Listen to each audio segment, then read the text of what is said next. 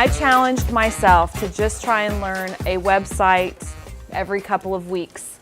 And so I just kept pushing myself because I was not the most technological person. And over the years, I have come to not only love it, but I absolutely, it's part of my philosophy and how I teach, use a great deal of technology in my classroom on a daily basis. This is a very, very small collection of the websites that I have. I will let you in on where I keep all the other ones. But these are the ones I feel that people use the most or want to use the most or need. Everything I'm going to show you is free. I do not believe in paying for anything. Well, I take that. Okay, pay for some stuff because otherwise I'd be in jail. That would be weird. So, yeah, free can't strike. I pay for some stuff if I have to. No, but everything that I use in the classroom, I prefer to use free stuff because obviously not everybody has access to pay for something, or myself, I don't have an unlimited resource of money to pay for stuff. Symboloos are very cool because all it is just little tiles and it will take you to the website. So these are great to use in your classroom and you can put all the tiles on there and kids can access them and they're all going to the exact same location. So I do like them for that particular reason. I want you to walk away. Your goal is to walk away with 2 things that you're going to use in your classroom. I want you to take 2. I want you to take 2. That's all I'm asking for, so don't freak out because I'm going to go quick. The first one that I'm going to start with is I'm going to start in the top left corner. It's called refseek.com. If you were in on our last session, I demonstrated this particular website. I really would encourage you to teach this to your students. It is way better than Google, and we need to replace Google with this one. So in our last session, we looked at Yo-Yo Ma. And let me just show you why it's better. Number 1, you're pulling from reliable resources. You're getting .orgs, .govs, and .edus. The next one that I want to talk to you about is Bullify.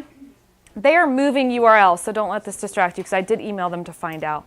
I love this website because if you want to teach your students how to appropriately Google something, this is the best place to start. It's called bullify.org. Let me show you. I'm going to pull over my exact word and phrases. And I love doing it up on the smartboard or the screen. I'm going to put the word thunder in.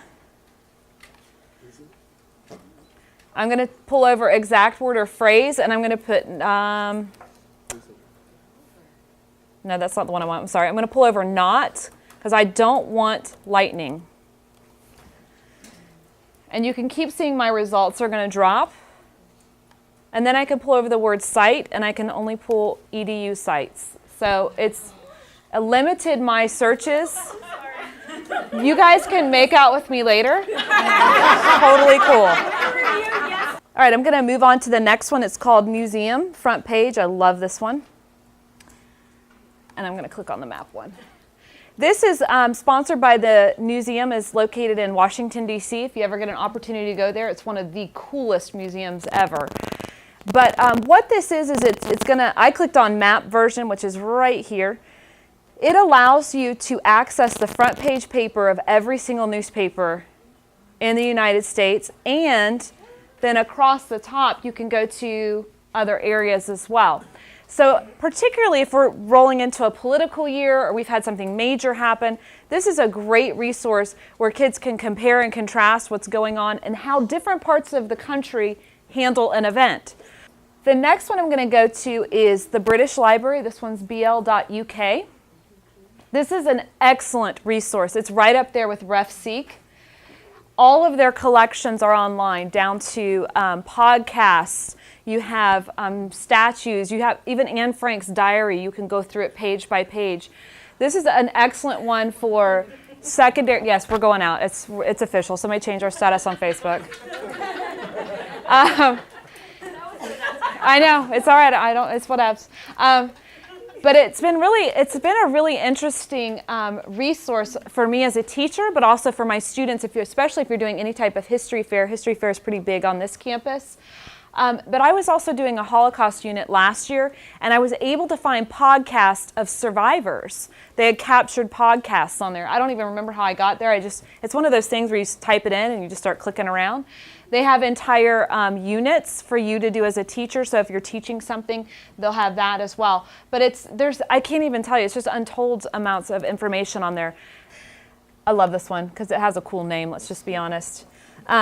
Almost crusty, but it's crusty. Okay. So let's see, do I have any math people in here? Okay. Give me something mathy. Theorems? Theorems? No? Well, I don't even know if I spelled that right.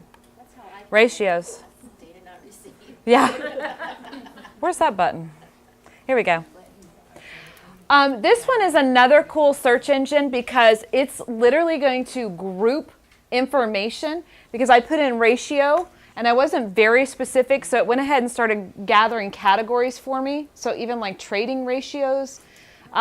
So let me go back and let me try putting math ratios. Let's try that. Here we go. And now it's grouped it by school, worksheets. Do I want calculators, decimals? So it actually does all of the work for me as far as filtering the websites and grouping it by information. So if I just wanted things that pertain to school, I could go to these and then look at subcategorizes them from middle school and high school to free versus a university. So it's another way to filter information. The next one I want to talk about is difference between .NET. This one will take any two things and we'll put them side by side so your students can compare them. So let's see, let me give you difference between Hitler and Mussolini. And go in and try it, comparing, just type in your ideas and there's a chance that it has it. They are very short and to the point. And then for our ESE students or ESOL students, at the very end, they're always going to give a summary for them to start with. Okay, if you're not on, it's not listed on here, but you'll want to write this one down. It's called rewordify.com. Rewordify allows you to copy and paste a text here, and it will automatically allow you to, it does a couple things. It will Lexile level it for you, and it will also level it for you. So if you feel like it's a difficult text, it's going to lower it for you. So let me, it's not in there, no. I'm really bad about that. Let me go to Wikipedia real quick, and let me show you what this looks like. So if I type in Shakespeare,